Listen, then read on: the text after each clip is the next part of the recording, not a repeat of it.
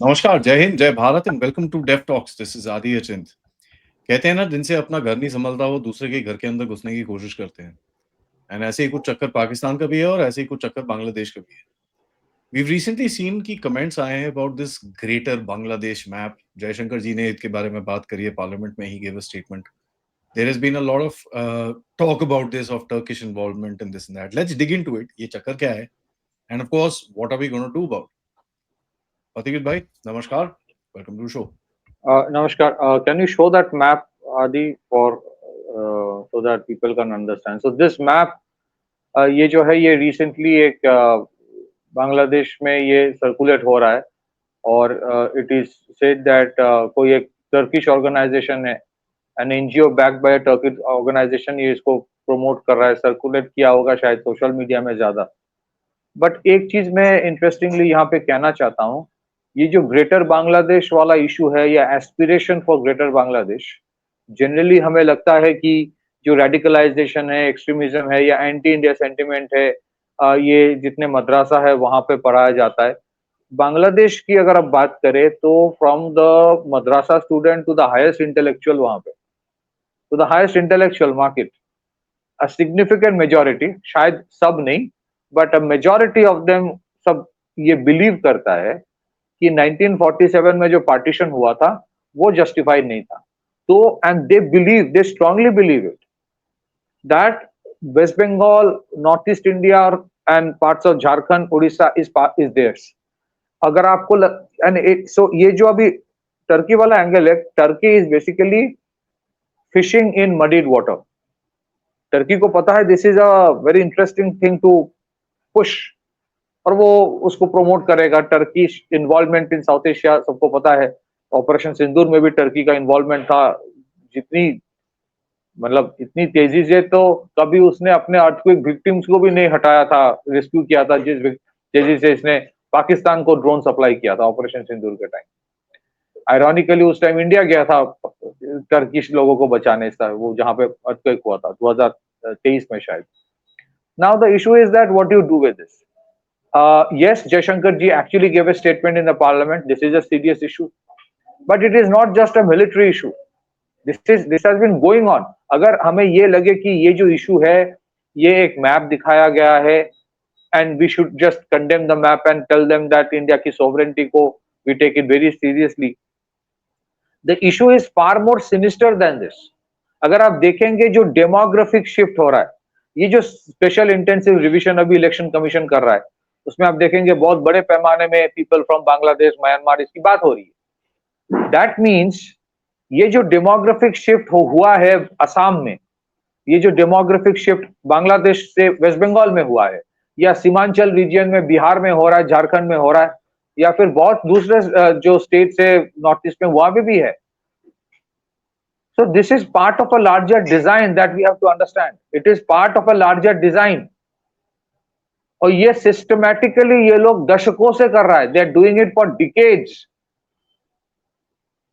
सो यहाँ पे I am sorry but हमारी डेमोक्रेसी ऐसी है, कुछ लोग वोट बैंक के चक्कर में सबको एंट्री दे देता है, and I am sorry but again sadly we do not have a national policy on this कि illegal infiltration is not a law and order issue. हम लोगों ने पहले भी डिस्कस किया, it should be defined as a national security issue.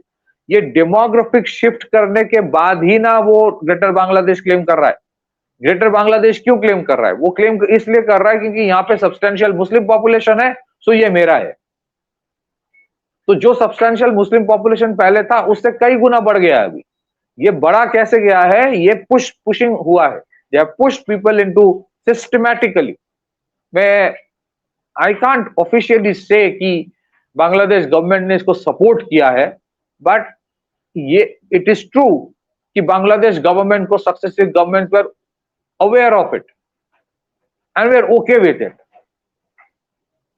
ये okay with it, they may not actively support but they are okay with it. This is a larger grand design. और वहीं पे पैसा आया है मिडिल ईस्ट से, वहीं पे पैसा आया है पाकिस्तान से, वहीं पे पैसा आया है टर्की से। ये मैप देख के आज पार्लियामेंट में भी इसके बारे में सवाल उठाया जा रहा है। The bigger question should be asked कि क्या ये आज की इशू है? नहीं, ये आज की इशू नहीं है। It's going on for the last 40 years। और वो लोग बहुत प्लान्ड माफिक डेमोग्राफिक शिफ्ट करवा रहा है। अगेन अनफॉर्चुनेटली 1971 की लड़ाई के बाद we kept on celebrating our grand victory which is we should celebrate, but sadly they kept on doing this work. There has been an alarming demographic shift and the problem is आदि हमारे यहाँ पे जो strategic think tanks है या जो इसके ऊपर स्टडीज करते हैं या कि मीडिया के भी, we have been too obsessed with Pakistan only. हमें लगता है पाकिस्तान से थ्रेट है, जो कि है, बट पाकिस्तान थ्रेट को काउंटर करने के लिए we have done everything possible, but we don't realise the threat from the eastern side, और वो सिस्टमैटिकली पुश कर रहा है। सो आई स्ट्रांगली बिलीव कि बांग्लादेश से जो इलीगल इमिग्रेंट्स आ रहा है, आया है दशकों से, डेमोग्राफी कुछ कुछ जगह पे टोटली बदल गया है। सीमांचल में आप देखेंगे, बिहार के सीमांचल में कटिहार, पूर्णिया, फिर उसके बाद अररिया है शायद, और उसके बाद है Kishanganj, total demographic shift. It's shocking. फिर धुबरी जो असम में है, बांग्ला वेस्ट बंगाल में भी है, and we thought it is just a human to human movement, people to people movement. नहीं नहीं नहीं, ये बीएसएफ इज गुड इनफ। यार ये बीएसएफ का काम नहीं है। BSF can only do it if there is a strict mandate, and for decades we have a completely confusing policy about Bangladesh कि उस तरफ से जो आए उसको मारे कि ना मारे। अभी तो थोड़ा सा स्ट्रिक्चर दिखाया जा रहा है, अभी थोड़ा स्ट्रिक्ट है, which is a reality. Now BSF को बॉडी कैम्स भी दिया जा रहा है बाय द गवर्नमेंट की, कहीं पे देखोगे कुछ कर रहा है तो फिर यू हैव द एविडेंस कि मैंने इसलिए काउंटर एक्शन भी किया। लेकिन आई बिलीव कि भाई ये सब करने की जरूरत ही नहीं है। तुम्हारे पाकिस्तान की तरफ से कोई आता है तो आपको पता क्या किया जाता है। यहाँ पे भी the policy should be same. Borders की सैंक्टिटी मेंटेन करो, उस तरफ से इधर आओ मत। For a long period of time we waited for West Bengal government to give the land for fencing. अभी दिया गया है after a lot of pressure from the central government, but why did we wait? There should have been a national policy कि border fencing के लिए जो जमीन चाहिए वो डिफैक्टो सेंटर के पास चला जाएगा। So I think somewhere we have to understand, ये टर्की आज नहीं कर रहा है, ये टर्की आज इसलिए नहीं कर रहा है कि ग्रीस को हम लोग कुछ मिसाइल सिस्टम दे रहे। This has been going on for decades, which unfortunately पता तो था सबको। ऐसा नहीं है कि आईबी या बीएसएफ इसके ऊपर कोई काउंटर एक्शन नहीं लिया, मैं वो नहीं बोलूंगा, बट जो सीरियसनेस हम लोग चाइना थ्रेट के बारे में दिखाते हैं, जो सीरियसनेस हम लोग पाकिस्तान थ्रेट के बारे में दिखाते हैं, जितना इंटरेस्ट हम लोग जियोपॉलिटिक्स में लेते हैं, उतना कभी शायद वी नेवर थॉट कि Bangladesh can be an issue. Now Bangladesh as an army can not be an issue, is not an issue, that is an important thing. But demography अगर आपके बदल जाए, if hundreds of meters they have pushed the borders, fencing का मतलब नहीं है there are free people to that। अगर आप बॉर्डर रीजन में जाओगे आपको पता चल जाएगा how they believe, how they behave, how what they think।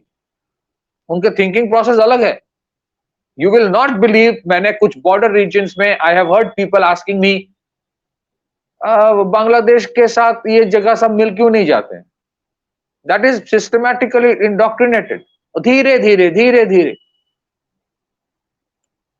धीरे धीरे। so I think there is something fundamentally problematic and we need to take it as a national security issue, not just a map इधर उधर। ये तो map पिछले साल भी महफूज आलम करके जो एडवाइजर है बांग्लादेश के डॉक्टर यूनिस के सरकार में, वो Mahfuz Alam was also a member of Hizb ut Tahrir, जो एक फंडामेंटलिस्ट ऑर्गेनाइजेशन था।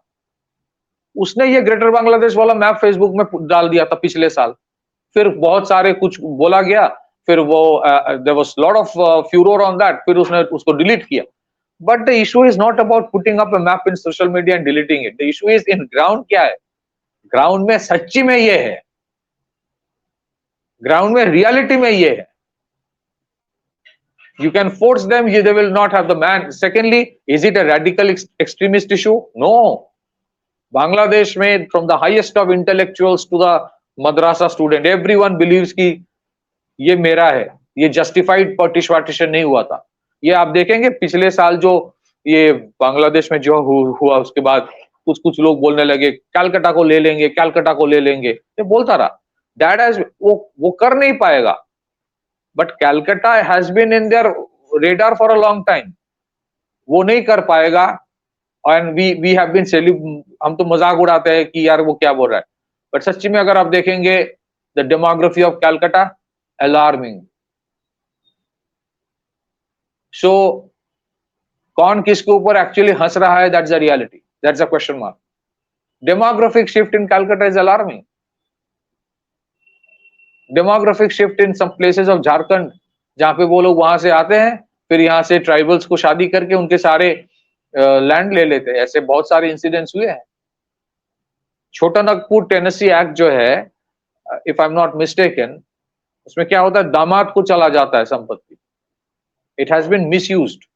उसका कुछ करेक्टिव मेजर्स अभी लिया जा रहा है, but demographic shift is a reality. How do you deal with it? आज आप देखोगे, जहां जहां डेमोग्राफी बदल गया, वो देश बदल जाता है. And in eastern part of India, demographic shift because of illegal infiltration for various factors, including the factor that we have been totally confused कि हमारी policy towards Bangladesh क्या होना चाहिए, is a real challenge. Back to you. That is one. Second is, even if we wake up now, there are multiple factors. हमारे देश के अंदर इतने सारे जो बैठे हुए हैं, जो ब्लीडिंग हार्ट रुदालीज बैठी हुई हैं, इतनी सारी जो रो रही हैं अभी सुप्रीम कोर्ट में. By the way, supreme court is going to again decide whether Bangladeshis are illegal और नॉट. Can you imagine? दोबारा से, no, we will look into it again. And I want to ask, with all your permission, Adi, why is it that we don't have a policy on it? आप parliament में policy ले आओ. There is an act, illegal immigration act में it is clear कर दो, illegal immigration is not acceptable. Bring out a constitutional amendment. अगर आप refugee होके आते हो कि आप you have been persecuted, you are a refugee, then you stay as a refugee. जो बहुत सारे हिंदू जो उस तरफ से आते हैं, they stay as a refugee. वो वोट देने के लिए नहीं आते, वो डेमोग्राफी शिफ्ट करने के लिए नहीं आते, वो आते हैं क्योंकि उस तरफ परसिक्यूशन है. You go to the embassy, declare yourself as a refugee, you surrender to the BSF. मैं refugee हूं. That is a different case. We have to create a distinction between a refugee and an illegal infiltrator. And I reiterate, अगर इस चीज को, ये चीज बार बार supreme court में इसलिए जा रहा है क्योंकि हमारे पॉलिसी नहीं है. Government has to be very firm on it. Illegal immigration not allowed. नहीं तो आदि हम जितना भी टेक्नोलॉजिकली एडवांस हो जाए, ये देश बचेगा नहीं. यार, पॉलिसी का प्रॉब्लम नहीं है. You have a policy, you have a bloody law. Illegal immigration bill है आपके पास, जहां पर बड़ा क्लियरली स्टेटेड है, anybody who is not citizen is liable to be deported. That's a very clear thing. Now, what I'm trying to say is not this thing. What I'm trying to say is, भाई यहाँ पर जो NGO structure है, जो bleeding heart रुदालीज हैं, अब उनके भी कहाँ तक नेटवर्क्स हैं, हम सबको पता है. रात को भाई कोर्ट्स खुल जाते हैं, जजमेंट्स चेंज हो जाती हैं. But I'd like to just tell people a couple of things. May 8, 2025, Supreme Court ने, and I'm just reading out यहाँ पर, clarified that the right to reside in India is limited to Indian citizens and Rohingya who have no constitutional right to stay. Deportation cannot be stayed. ठीक है, बड़ा clearly ये लिखा हुआ है. Now again they're hearing this case. 2017 में same Salimullah case जो हुआ था, भाई deportation will be done. 2018 7 Rohingyas जो stay plea इन लोगों ने लगाई थी, वो पूरी चली गई. May 2025, same thing. Now, one of the things which is very, very interesting कि ये लोग they've been able to find a gap. Now, ये gap क्या है? Gap ये है कि ये जो so-called refugees, वो International Convention of Refugees. Now, we've not signed that. ठीक है? मेरे हिसाब से what Pathikrit Bhai is saying, and I would like to add into that, is that the structure is there for the illegals, but there needs to be a defined structure as far as who is a refugee. भाई आपके पास so called illegals, तो ऐसे Tibetans भी आप बोलोगे उनको, ठीक है, उनको आपने रेजिडेंस परमिट्स और ये सब दे रखे हैं, right? You define what is a refugee, what is an illegal, and I think that needs to be part of the immigration law. I 100%, that's what I was saying कि हमारी policy clear cut होनी चाहिए. Policy क्या? Complete distinction between refugee and an illegal infiltrator. Secondly, हाँ आपने सही कहा, ये जो नया लॉ आया है which is far more stricter, जो मोदी सरकार ने अभी लाया है 2025 इमिग्रेशन पॉलिसी जो एक्ट है, it's a very strict law which I appreciate. और उसमें लेकिन एंड सेकेंडली इसको मतलब वही घूम फिर के पुराने चीज में जा रहे हैं हम लोग कि इसको एक्टिवेट कौन करेगा? You need a bureau of immigration to work as an NIA. Law enforce कौन करेगा? एनफोर्स करना चाहिए. The other thing is this, all I am saying is that जब भी ये सारे इशू सुप्रीम कोर्ट में उठेगा, बार बार उठे, एक चीज बार बार कैसे जा सकता है? एक ही चीज जा रहा है बार बार. उसमें the government, my personal opinion, should be firm. इसमें हम हियरिंग में जाएंगे नहीं. This is not a judicial issue. This is an executive issue. This is an executive issue और अ लेजिस्लेटिव इशू. इसे जाना ही नहीं है. I think somewhere we have to take a stand. नहीं तो ये बार बार जाएगा, जाते जाते कहीं ना कहीं एक लूप होल निकाल के बोलेगा नहीं, लेट देम स्टे. अच्छा, इनके स्टे होने का एक चीज मैं कहना चाहता हूँ, रिफ्यूजी हो, रिफ्यूजी की तरह कैंप में रहो. But you don't have the fundamental rights if you are a refugee. You can't have an Aadhaar card and a voter card as a refugee.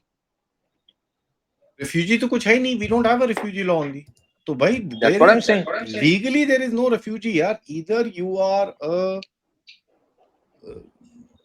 क्या बोलते हैं, परमिट टू स्टे है आपके पास, अदरवाइज आप इलीगल हो या आप सिटीजन हो. तीन ही चीज हो सकती है इसके अंदर. तो so we need to नहीं, exactly I agree. we need to come out and say this very clearly, and I think I agree with you. This time the government should say, yeah, listen, every time the chief justice changes, I can't be bloody wasting my time and attending these things.